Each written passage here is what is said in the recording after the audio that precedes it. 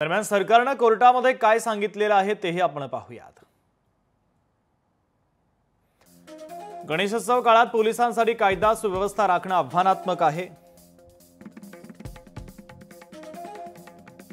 संतुलन राखण्याचा प्रयत्न आणि शनिवार रविवारी आंदोलनास परवानगी नाहीये।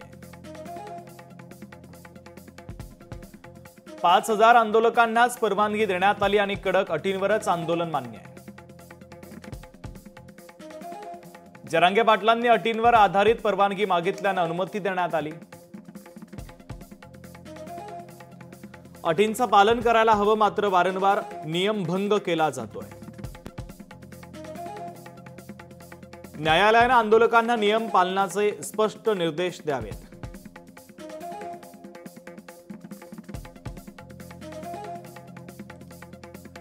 तर जरांगेंचे वकील नेमके काय म्हणाले आहेत ते पाहूयात। ब्रेबॉम्ब स्टेडियम देण्याचं आश्वासन दिलं, मात्र ते खोटं ठरलं। ब्रेबॉम्ब वानखेडे स्टेडियमवर जागा द्यावी। सोशल मीडियाच्या द्वारे रस्त्यावरील गर्दी कमी करण्याचा प्रयत्न करू। राज्य सरकारने जबाबदाऱ्या पार पाडाव्यात। रस्त्यावरील दिवे, खाद्य दुकान आणि शौचालय बंद होती। जरांगेंनी आंदोलकांना गोंधळ घालण्यास कधीही सांगितलं नाही। आणखी आंदोलक मुंबईत आणणार नाही या संदर्भात जरांगे पाटील यांच्यासोबत चर्चा करणार।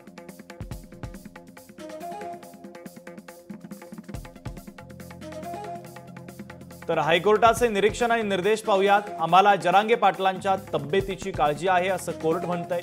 आंदोलन हाताबाहेर गेलंय, ते नियंत्रित करणं गरजेचं आहे।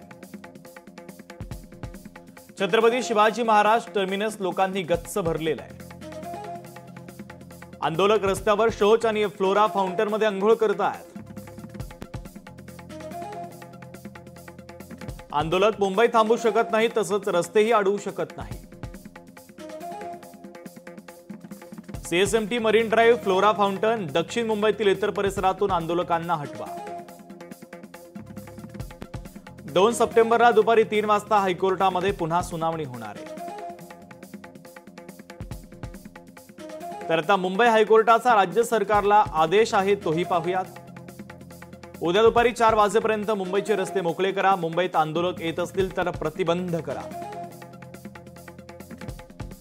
आझाद मैदान व्यतिरिक्त कुठंच आंदोलन नको। जेवणाचे ट्रक मुंबईत यायला नको याची काळजी घ्या। बाहेरून येणाऱ्यांना वेशीवरच अडवण्याचे आदेश देण्यात आले। सामान्य मुंबईकरांचं आयुष्य पूर्वपदावर यायला हवं। गणेशोत्सवात मुंबईत वाहतूक कोंडी नको।